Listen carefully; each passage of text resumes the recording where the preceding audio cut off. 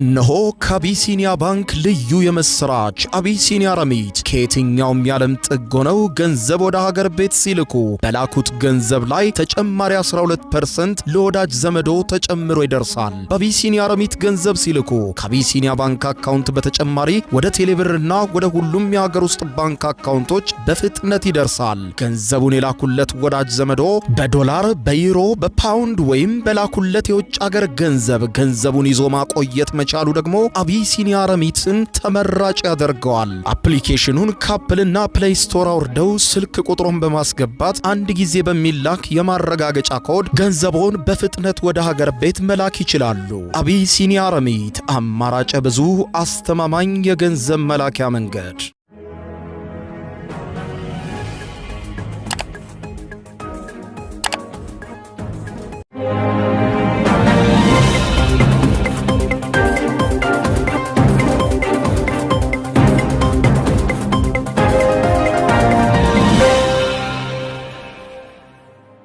ጤና ይስጥልኝ ክቡራትና ክቡራን የዩቲዩብ ቻናል ቤተሰቦች፣ ሰበር መረጃ ተሰምቷል። በርከት ያሉ ሰበር መረጃዎች ዩቲዩብ ላይ ሲጫኑ ቀድሞ ለእናንተ የማስታወቂያ መልእክት ወይም ኖቲፊኬሽን እንዲደርሷችሁ የዩቲዩብ ቻናሌን ሰብስክራይብ በማድረግ የደወል ምልክቷን መጫን አትዘንጉ።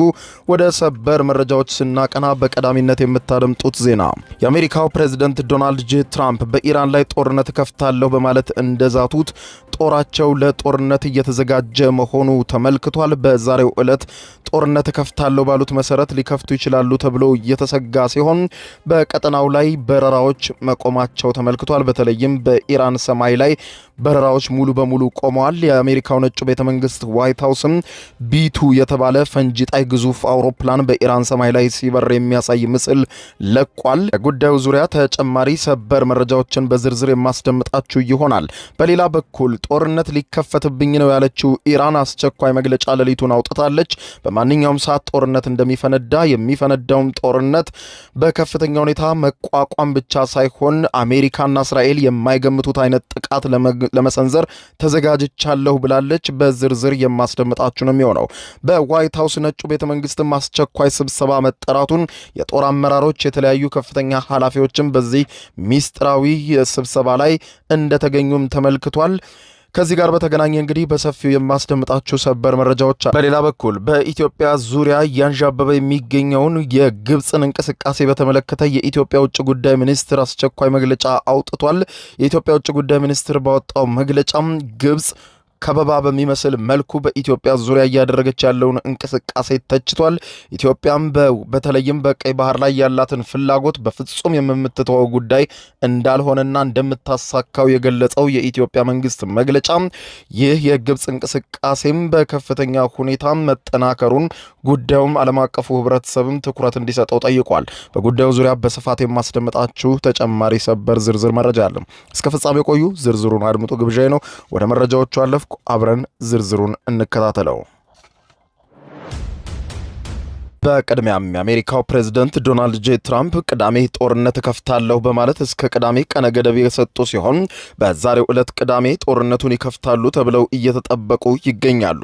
አሜሪካው ነጩ ቤተመንግስት በማህበራዊ ሚዲያ ገጾቹ ላይ ቢቱ የተሰኘ ፈንጂ ጣይ ግዙፍ አውሮፕላን በኢራን ሰማይ ላይ ሲበር የሚያሳይ ምስል የለቀቀ ሲሆን የአሜሪካው ፕሬዝዳንት ዶናልድ ጄ ትራምፕም የጦር ጀነራሎቻቸውን ለአስቸኳይ ስብሰባ መጥራታቸው ተዘግቧል።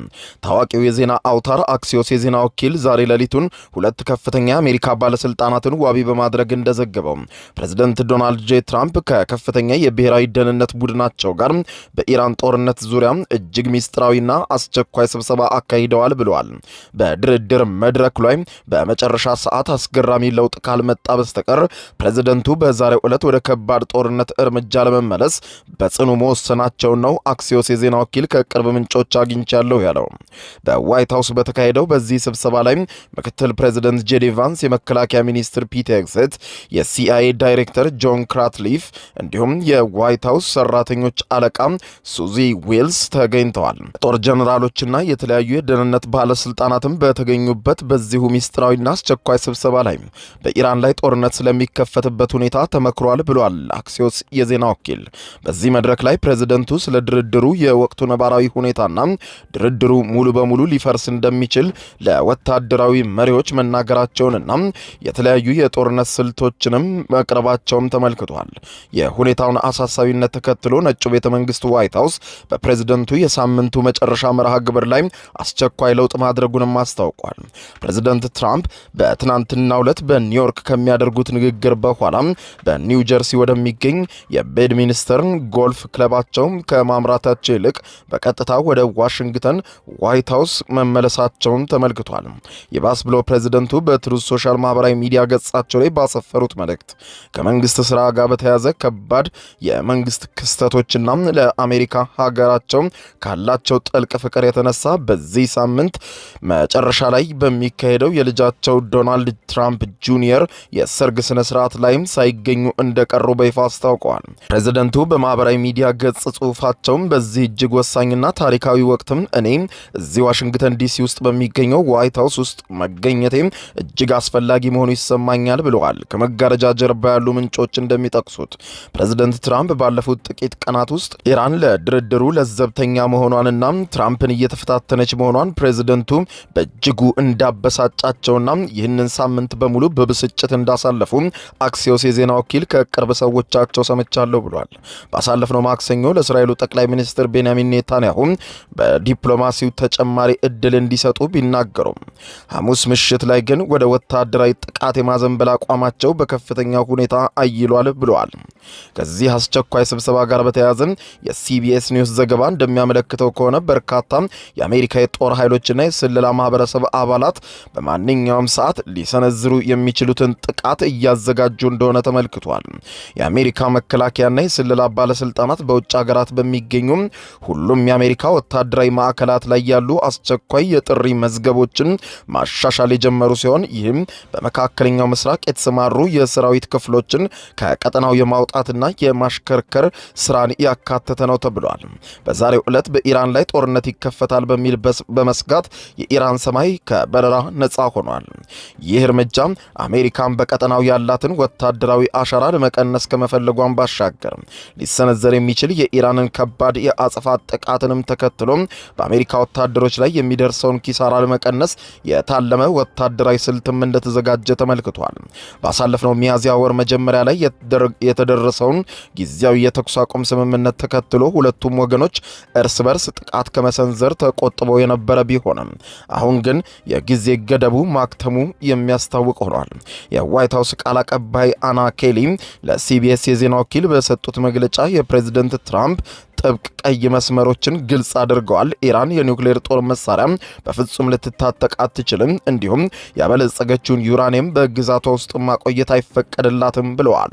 ጦርነቱ መቼ እንደሚጀመር አንናገርም፣ በማንኛውም ሰዓት ድንገተኛ የሆነ ከባድ አውዳሚ ጥቃት በኢራን ላይ እንሰነዝራለን ብለዋል። በፖለቲካው መድረክ ደግሞ በዋሽንግተን የሚገኙ የሪፐብሊካን ኮንግረስ አባላት ፕሬዝደንት ትራምፕ በኢራን ላይ ወታደራዊ እርምጃ እንዳይወስዱ ስልጣናቸውን ለመገደብ ትናንት በስቲያ ሊያካሂዱት የነበረው የህግ ረቂቅ ድምፅ አሰጣጥ ሙሉ በሙሉ ሰርዘውታል። ይህንን ያደረጉት የውሳኔ ሐሳቡን ለማጽደቅ ከሚያስፈልጋቸው በቂ ድምፅ ብዛት ማግኘት እንደማይችሉ ካረጋገጡ በኋላ መሆኑን የአስተዳደሩ የፖለቲካ የበላይነት ያሳያል። ይህ ከፍተኛ ወታደራዊ ዝግጁነት እየተካሄደ ባለበት በአሁኑ ቅጽበት በትይዩ መስመር እጅግ ፈታኝና አድካሚ የሆነ ሌላ ውጥረትም እየተካሄደ ነው። የፓኪስታን ጦር ኃይሎች መሪ ፊልድ ማርሻል አሲም ሙኒር በአሜሪካና በኢራን መካከል ያለውን ሰፊ ልዩነት ለማጥበብና ጦርነቱም ዳግም እንዳይቀሰቀስ ለመከላከል ሲሉ በመጨረሻው ሰዓት ወደ ኢራን ቴሄራን ተጉዘዋል። ከነሱም በተጨማሪ የኳታር ከፍተኛ ልዑካን ቡድንም ለሽምግልና ጥረቱ ድጋፍ ለመስጠት አርብ ዕለት ቴሄራን መግባታቸው ተመልክቷል። ፕሬዝደንት ትራምፕ በዛሬው ዕለት ባወጡት አስተያየትም ኢራን ስምምነት ላይ ለመድረስ እጅግ በጣም እየጓጓች ነው ሲሉ ተናግረዋል። ምን እንደሚፈጠር አብረን እናያለን ብለዋል። ትራምፕ ረቡዕ ዕለት እንደተናገሩት ለአዲሱ የአሜሪካ የመጨረሻ የሰላም ሐሳብ ምላሽ ለመስጠት ለኢራን ጥቂት ቀናት ሰጥተዋታል። ይህ የመጨረሻ የሰላም አማራጭ ተብሎ የተላከው ሰነድ ውድቅ ከተደረገ ግን ወታደራዊ ጥቃቱ ወዲያውኑ እንደሚቀጥል የሚገልጽ ጥብቅ ማስጠንቀቂያም አብሮ መላኩም ተዘግቧል። ፕሬዝዳንቱም በቀናት ውስጥ ጦርነት እንደሚከፍቱ እየዛቱ ሲሆን በዛሬው ዕለት ቅዳሜ ጦርነት ከፍታለሁ ያሉ ቢሆንም ይህ ዘገባ እስከተጠናከረበት ሰዓት ድረስ ልዩ ነገር የለም።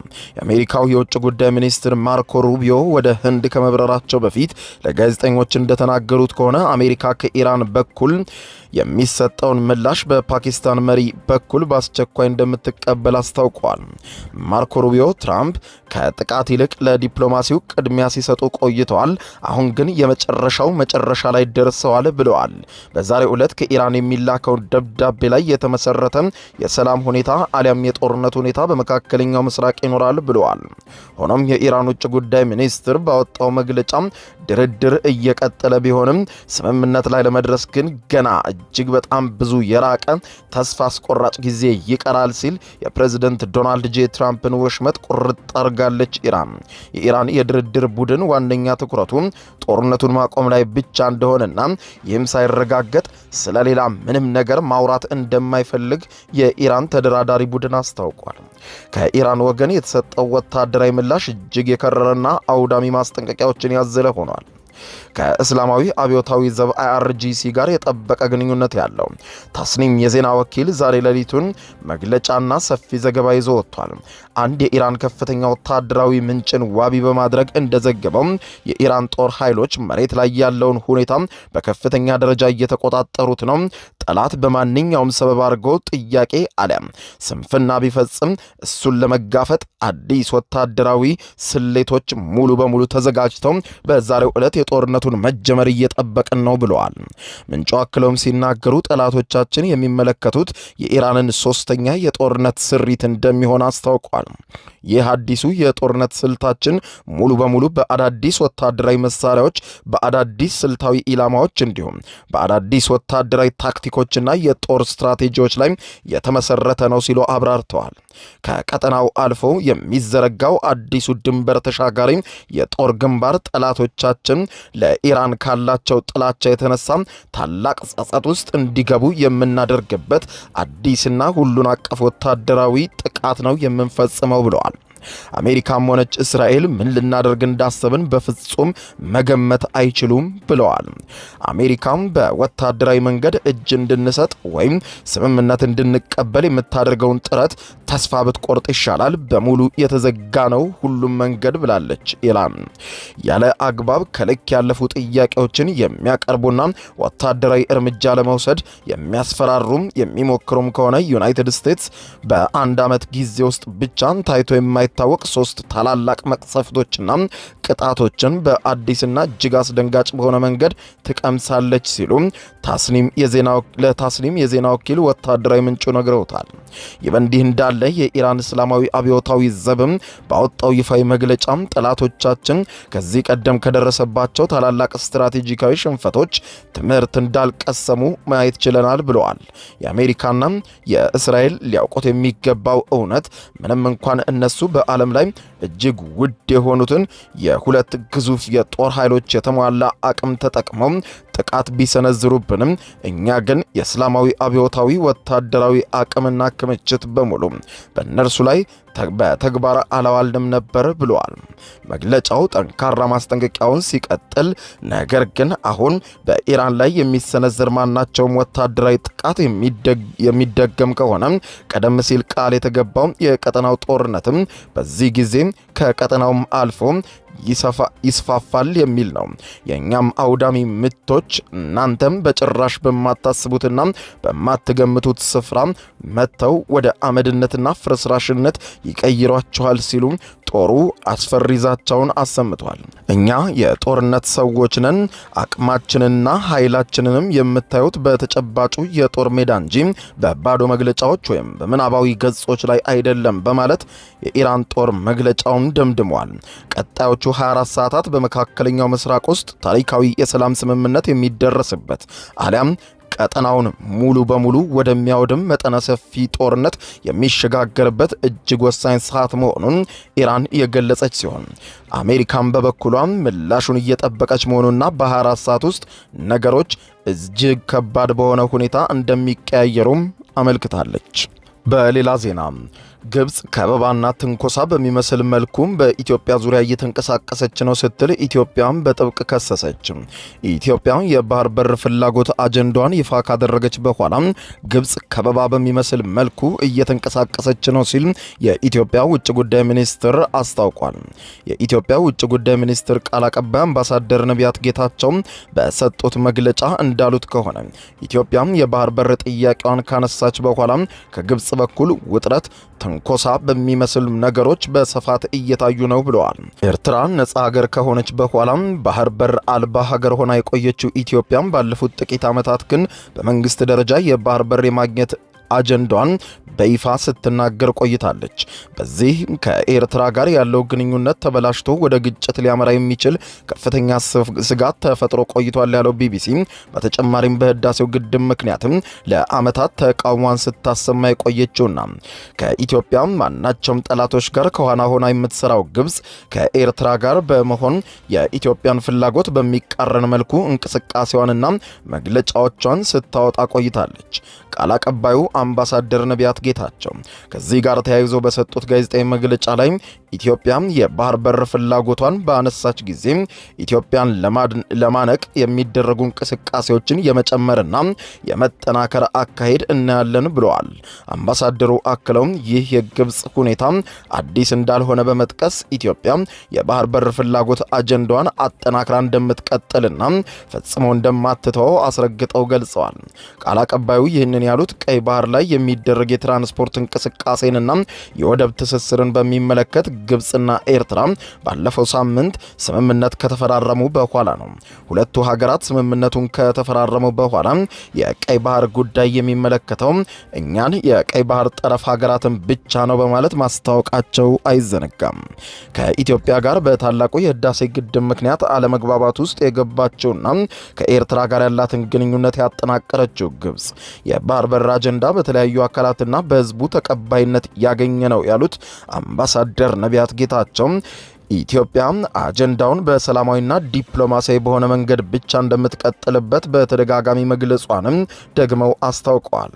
ቅዳሜ ግንቦት 8 ቀን 2018 ዓ.ም የግብጽ ውጭ ጉዳይ ሚኒስትር ዶክተር በድር አብዱላቲና የግብጽ የትራንስፖርት ሚኒስትር ሌተናንት ጀነራል ከማል አልዋዚር ከኤርትራው ፕሬዝዳንት ኢሳያስ አፈወርቂ ጋር መገናኘታቸው አይዘነጋም። የግብጽ ውጭ ጉዳይ ሚኒስትር በድር አብዱላቲ ከስምምነቱ በኋላ ከኤርትራ ቴሌቪዥን ጋር አድርገውት በነበረው ቃለ ምልልስ ላይ የቀይ ባህር አስተዳደርና ደህንነት ጉዳይ በዋነኛነት የሚመለከተው እኛን የቀይ ባህር አጎራባች ሀገራትን ነው ብለዋል።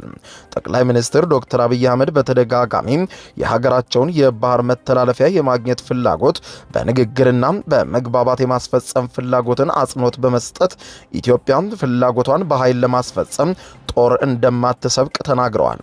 ኤርትራ ነጻ ሀገር ስትሆን ወደብ አልባ የሆነችው ኢትዮጵያ በምስራቅና በአፍሪካ ቀንድ ውስጥ ከፍተኛ የሆነ ቁጥር ያለው ሕዝብ እንዲሁም ሰፊ የሆነ የቆዳ ስፋትም ኖሯት የባህር በር የሌላት ትልቋ ሀገር ከሆነች ከ3 አስርት ዓመታት በላይ ተቆጥሯል ብለዋል።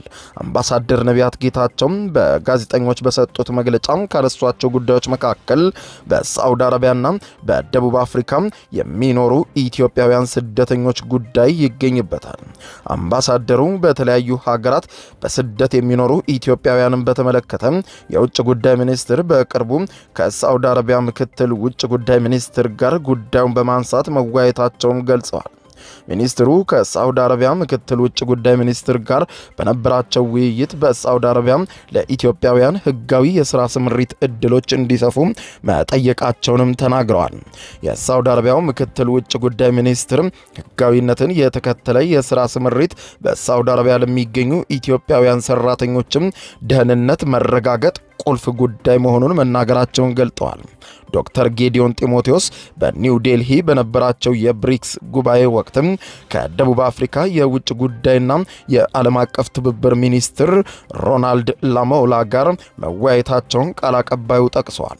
ውይይቱ በተለያየ ኢትዮጵያውያን ላይ እየደረሰ ያሉ ችግሮችን በጋራ መፍታት ላይ ያተኮረ እንደነበር አምባሳደር ነቢያት ገልጸዋል። በተመሳሳይ ውጭ ጉዳይ ምክትል ሚኒስትር አምባሳደር ብርሃኑ ጸጋይም በደቡብ አፍሪካ የሚኖሩ ኢትዮጵያውያን ላይ እየደረሰ ያለውን ጥቃትና ችግር አስመልክቶም ተቀማጭነታቸውን በኢትዮጵያ የሆኑ የደቡብ አፍሪካን አምባሳደር በጽህፈት ቤታቸው ማነጋገራቸውን ጠቅሰዋል። በኢትዮጵያ የደቡብ አፍሪካ አምባሳደር የሆኑት ኖንሴባ ሎሲ ጋር በተደረገው ውይይት በኢትዮጵያውያን ላይ እየተፈጸሙ ያሉ ድርጊቶችም በአስቸኳይ እንዲቆሙ በተለይም ደግሞ የደህንነት ጥበቃ ማድረግና ይህንንም ማረጋገጥ አስፈላጊ መሆኑን መነጋገራቸውን ገልጠዋል። ቃል አቀባዩ አክለውም በደቡብ አፍሪካ አምባሳደር የሀገራቸውን መንግስት የሁሉንም ዜጎች የኢትዮጵያውያንን ጨምሮ ደህንነታቸውን ለማስጠበቅ ቁርጠኛ መሆኑን መናገራቸውን ገልጠዋል። አክለውም አንድ የልዑካን ቡድን በቅርቡ ወደ ደቡብ አፍሪካ ተጉዞ በዚያ ከሚገኙ ከተለያዩ አካላት ጋር እንደሚወያይም ተናግረዋል። ክቡራን አድማጮች ለሰዓቱ ብታደምጧቸው መልካም ናቸው ያልኳቸው አጫጭር መረጃዎች እነኚህ ናቸው። ከሰዓታት በኋላም በሌላ መረጃ ተመልሰን እስከምንገናኝ በያለንበት የዓለም ዳር ቸር እንቆይ። አሁን ከልቦ ለመሳቅ ይዘጋጁ። ጊዜው የአቧራው ጨሰ ቲያትር ነው። ዘወትር ዓርብ በ12 ሰዓት በዓለም ሲኒማ ቀጠሮን ያደርጉ። ውይ አቧራው ጨሰ ቅድስት ገብረ ሥላሴ፣ ቃል ኪዳን ታምሮ፣ ሱራፌል ብስራትና አቤል ብርሃኑ የወይኗ ልጅ በድንቅ ሁኔታ ይተውኑበታል። ከኔ ጋር ግን አንግባባም አይደል? ሳቅ እንደ ጥጥ ይፈተላል፣ በቃላት እያዋዛ በድርጊት ያስደምማል። አዎ ምስክር የለኝም። አቧራው ጨሰ ልብ አንጠልጣይ ኮሜዲ ቲያትር፣ ደራሲ ሱራፌል ብስራት፣ አዘጋጅ አቤል ሰለሞን። ዘወትር ዓርብ በ12 ሰዓት በዓለም ሲኒማ እንገናኝ። እናንተ ተወያዩ፣ እኛ እንውጣላቸው አይደል? ወዴት ነው የምትሄደው? አቧራው ጨሰ የዘመኑ ምርጥ ኮሜዲ ቲያትር። የዩቲዩብ የስኬት ሚስጥሮችን በዝርዝር የያዘው የአቤል ብርሃኑ የወይኗ ልጅ መጽሐፍ ሁለተኛ እትም በገበያ ላይ። ዩቲዩብ ለመጀመር በአጭር ጊዜ ስኬትን ለመቀዳጀት አስበዋል? ዩቲዩብ ብጀምር ስንት ብር አገኘሁም ብሎ አስበዋል? እንግዲያውስ በዩቲዩብ 2 የወርቅ 3 የብር ሽልማቶችን ያገኘው የአቤል ብርሃኑ የወይኗ ልጅ የዩቲዩብ ሚስጥሮች መጽሐፍ በዝርዝር ሁሉንም ያብራራሉታል። ዛሬውኑ ገዝተው ህልሞን እውን የሚያደርጉበትን የዩቲዩብ የስኬት መንገድ ይጀምሩ። በሀገር ቤት አከፋፋይ አዲስ አበባ ሜክሲኮ ኮሜርስ መጽሐፍት መደብ። በውጭ ሀገራት ለምትገኙ ከአማዞን ላይ ብታዙ በቀናት ውስጥ ደጁ ይደርሳል። የአማዞን ሊንኩን እዚህ ቪዲዮ ኮሜንት ላይ ያገኙታል። የዩቲዩብ ሚስጥሮች ዘመኑ ጋር ተፈላጊ መጽሐፍ።